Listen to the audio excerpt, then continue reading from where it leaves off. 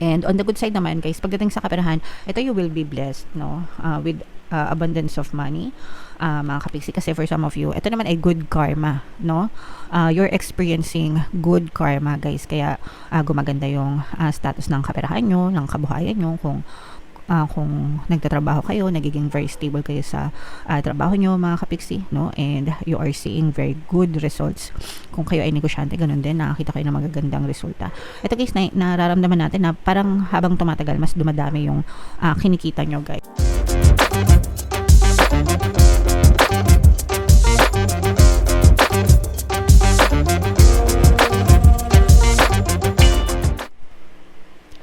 Hello guys, hello Aquarius, welcome back to Pinay Pixie Tarot. Ang pamagat ng episode natin for tonight is first half kapalaran ngayong February. So February 1 to 15 guys para sa Aquarius, Sun, Moon, Rising, Sign, and Venus. Unahin natin tong deck na to guys. Tingnan natin yung mga mensahe sa inyo or yung mga paparating sa inyo ngayong February 1 to 15.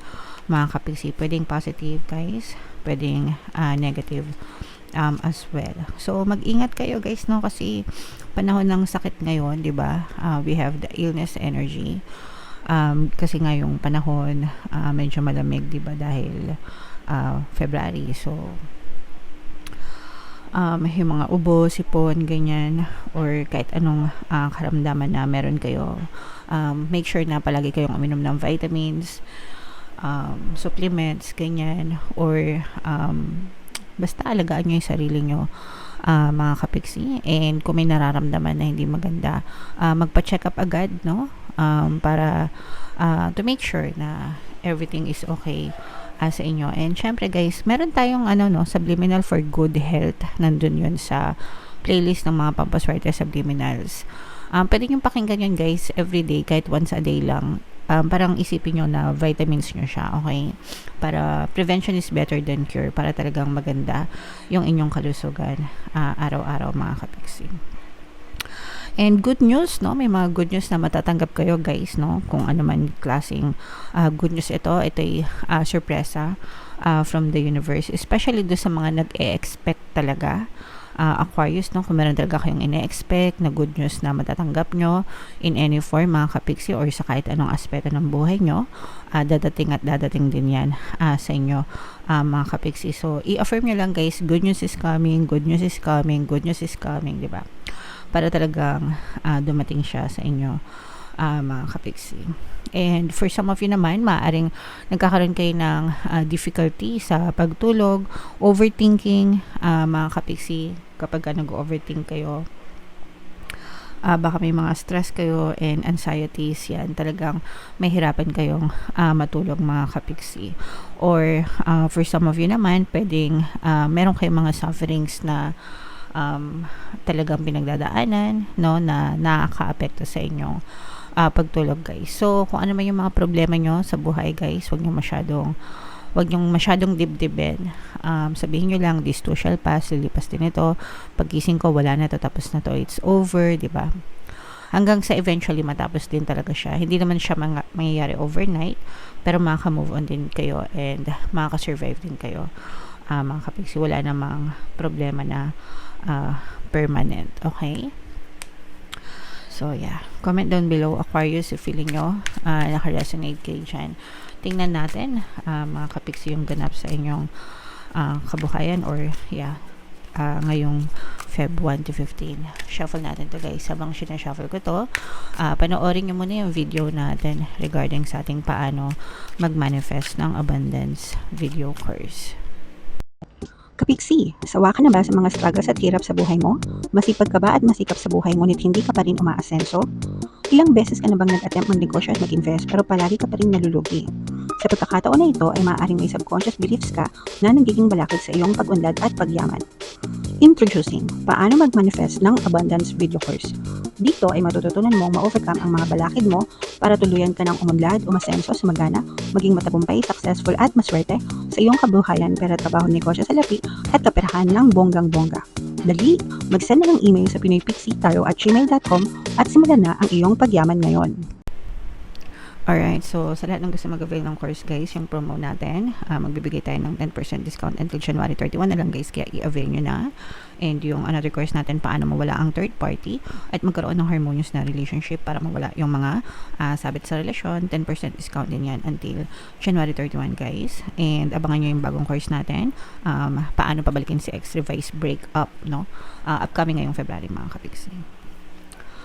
So, Aquarius, kayo ay na-represent ng Queen of Swords sa ating spread. Meron ditong presence ng another air sign, Aquarius, Gemini, Libra, at saka fire sign, Aries, Leo, Sagittarius. For some of you, maaring may ganyang element kayo sa inyong natal chart, or you may be dealing with other people na may ganyan sa kanilang natal chart. So, ito guys, this is both negative and positive. Unahin natin yung sa negative mga kapiksi, kasi for some of you, you may be dealing with a very stressful situation. Ito yung reason mga kapiksi kung bakit nagkakaroon ng nightmares yung iba sa inyo, or yung suffering, no? Sabi ko nga sa inyo, baka nahihirapan kayong matulog guys.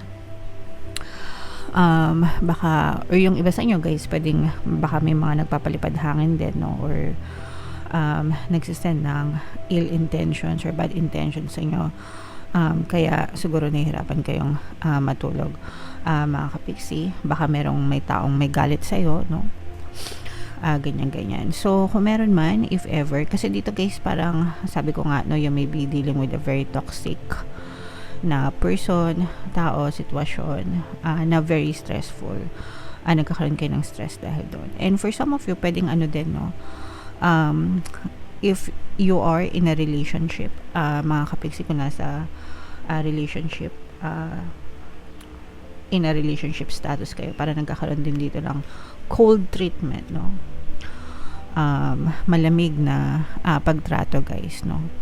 So, yun yung isa din sa mga reason kung bakit nai-stress din yung iba sa inyo guys. So, pagdating naman sa ganyan, mga kapiksi, siguro kailangan nyo lang mag-lie low ng konti. Minsan kasi kapag lalo natin silang chini-chase or tinetext ganyan, gusto nyo nakausapin nila kayo, pero mas ayaw nilang makapag-usap, so mas lalong lumalayo sila. So, probably you just have to let go momentarily, no? Hayaan nyo sila makapag-isip-isip kung ano man yung iniisip nila, and just focus on yourself. Pwede kayong makinig ng mga subliminals guys, no? Pampakontak yan, di ba? Pampabalisa para palagi kayong maisip ng person na yon, hanggang sa eventually makapag-usap din sila sa inyo guys, okay? And on the good side naman guys, pagdating sa kaperahan, ito, you will be blessed, no, with abundance of money, mga kapiksi, kasi for some of you, ito naman ay good karma, no. You're experiencing good karma guys, kaya gumaganda yung status ng kaperahan nyo, ng kabuhayan nyo, kung nagtatrabaho kayo, nagiging very stable kayo sa trabaho nyo mga kapiksi, no, and you are seeing very good results. Kung kayo ay negosyante, ganun din, nakakita kayo ng magagandang resulta. Ito guys, nararamdaman natin na parang habang tumatagal, mas dumadami yung kinikita nyo guys, no. So, pwedeng dahil sa overtime, o baka tumaas yung rate nyo, nagkaroon kayo ng salary increase, ganyan, and yung iba naman, nagkakaroon ng additional source of income, kaya tumataas yung mga savings or yung kinikita nyo. So, congrats sa inyo mga kapiksi. I-mine nyo na yan sa comment section. Mine good karma, mine additional income, additional kita, no? And for some of you guys, maaring meron pang mga other opportunities pa, no, na pwedeng dumating sa inyo, mga kapiksi. And yung iba, parang ano, no, parang feeling ko nalilito sa inyo. Parang hindi kayo ready dito sa mga dumadating na to, guys, no. So, planuhin mabuti, mga kapiksi, ko anong gusto nyong mangyari para pag may opportunity and nakita nyo yung opportunity na yun, ito na yung inaantay ko, diba? So, alam nyo kung anong klaseng action yung gagawin nyo, mga kapiksi. Alright? So, what else? Meron ditong water sign, Cancer, Pisces, Scorpio, earth signs, Capricorn, Taurus, Virgo. So, eto guys, mag-ingat kayo sa mga tao sa paligid nyo, mga kapiksi, lalo na yung mga nangangako, no? Nangangako na aangat ang buhay mo.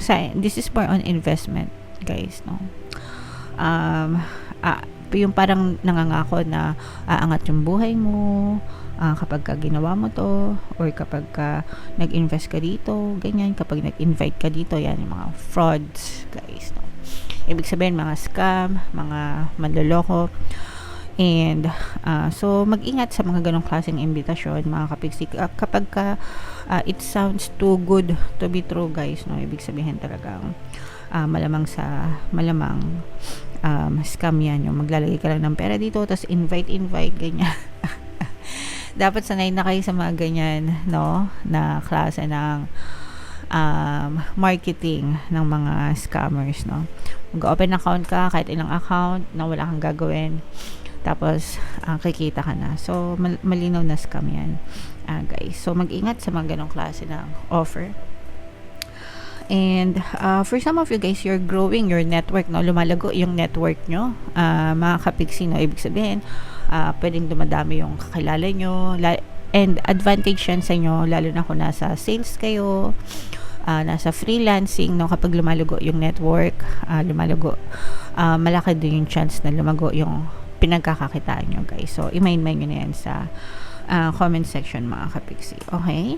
Alright. So yan yung mga magagandang energy natin sa inyo, guys. Ito mga good karma, financial gains, more income, paglago ng kabuhayan, and more opportunities, no? So yan, i-mind nyo na sa comment section, and comment down below, guys, no? If feeling nyo naka-resonate kayo dyan, bunot pa tayo ng isa dito para sa inyong additional message, mga kapiksi. Gifts from God, yan, i-mind nyo na yan. Sabi ko nga sa inyo, guys, no, you will be so blessed, mga kapiksi, ngayong February, kaya i-mind nyo na yan, guys. We angels bring you gifts from your creator. Open your arms to receive. So dapat maging receptive kayo sa pagtanggap ng mga blessings na to, no, mga regalo from the universe, from God, from the creator, mga kapiksi. So kailangan always receptive, guys. Paano yung receptive? Ready to receive, palagi magpasalamat, no? When you're always giving thanks sa mga bagay na meron kayo, lalo niya pang binubuksan yung pintuan ng biyaya. So again, guys, i-mind nyo na yan, isama nyo na itong mga gifts from above, mga kapiksi. Okay? Alright, so comment down below, guys, if naka-resonate kayo. For more tarot readings para sa Aquarius, ito yung playlist natin. Ito naman yung ating success stories ng paano mag-manifest ng abundance video course. Click here to subscribe, guys. Ito yung ating mga pampaswerte subliminals. Thank you for liking, sharing, and subscribing. See you next time. I love you all. Have a nice day. Bye-bye.